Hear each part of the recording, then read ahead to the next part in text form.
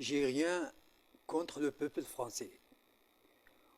Aujourd'hui, je critique juste les blogueurs qui ouvrent leur bouche.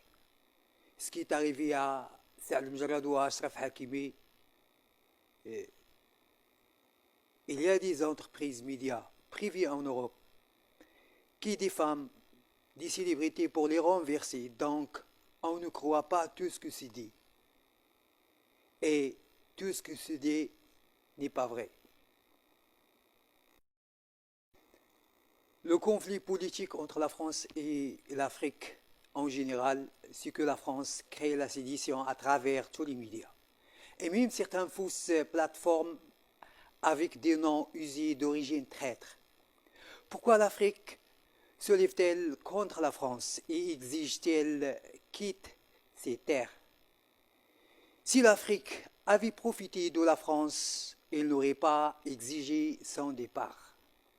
Simplement, ces relations étouffent la démocratie. Ces relations étouffent le respect des droits de l'homme. Ces relations étouffent la possibilité que nous devons avoir de demander des comptes à nos dirigeants. Ces relations étouffent l'expression plurielle chez nous. Il n'y a que ce que le président dit parce qu'il est d'accord avec Paris, donc c'est ce que lui dit qui est bon. Monsieur le président, c'est ce qui nous révolte. On a le sentiment que vous êtes complice de nos chefs d'État pour nous brimer.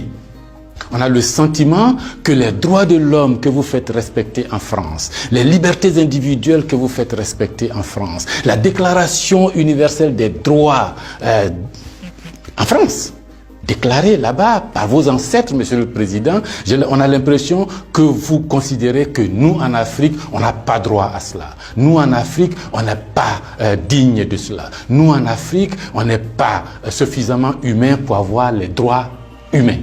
C'est ce qui révolte cette jeunesse-là.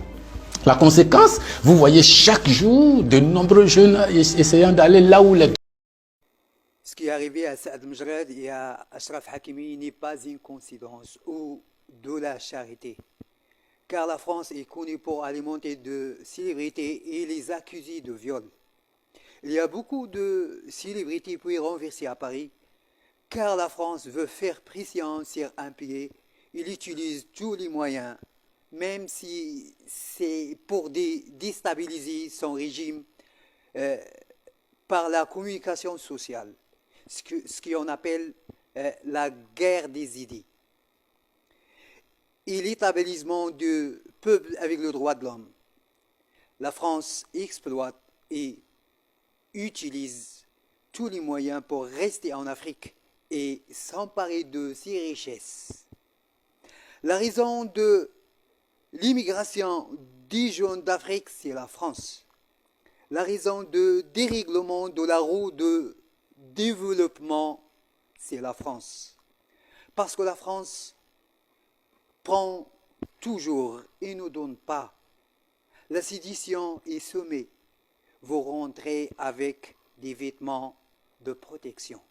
On ne dit pas on arrive chez vous parce qu'on va faire le bien chez vous à votre place. Parce que vous n'êtes pas capable de savoir ce qui est bon pour vous, de le penser ou de le faire. Non. On vient défendre nos intérêts et on le fait de manière respectueuse avec les intérêts des pays africains où on se déploie.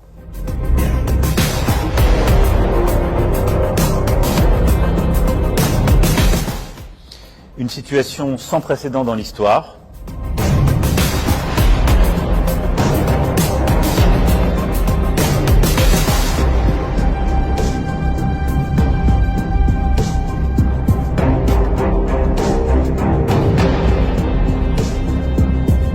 Bâtir une nouvelle relation équilibrée, réciproque et responsable.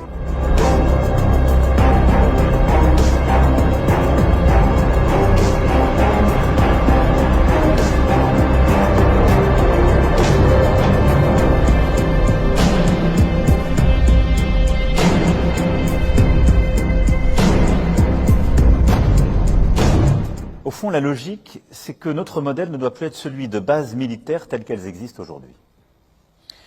Demain, notre présence s'inscrira au sein de bases, d'écoles, d'académies qui seront co-gérées, fonctionnant avec des effectifs français qui demeureront, mais à des niveaux moindres.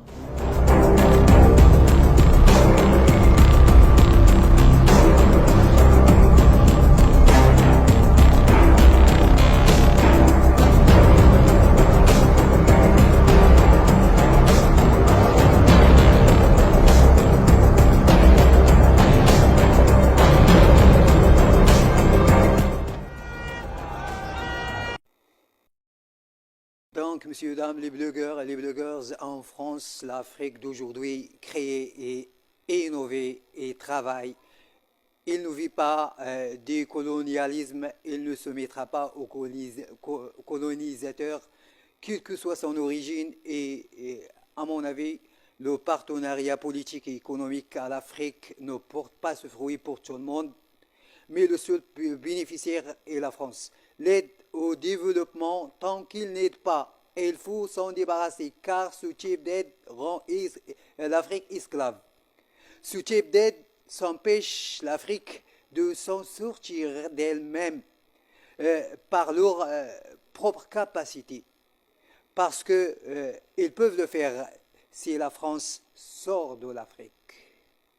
Salam alaikum.